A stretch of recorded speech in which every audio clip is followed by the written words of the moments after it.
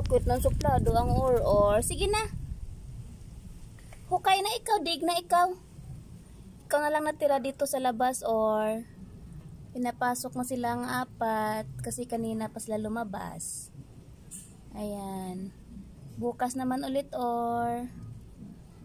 Ayan. Mag-ano ka na, maghukay ka na. Ay, bakit nandidila kay nanay? Ay, naglilinis or.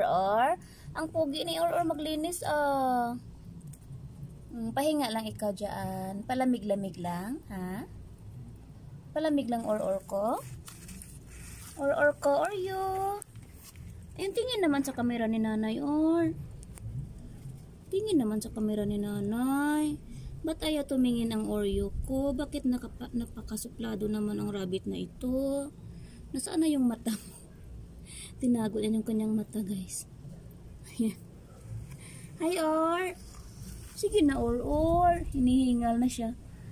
Kalalabas nga lang, hinihingal ka na. Ha?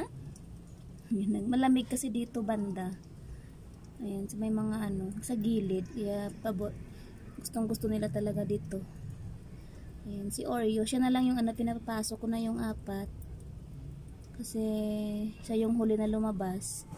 Kala ko kasi mga ngaway naman siya, so hindi naman pala. So pwede na sila pagsabayin na 5 na nasa labas.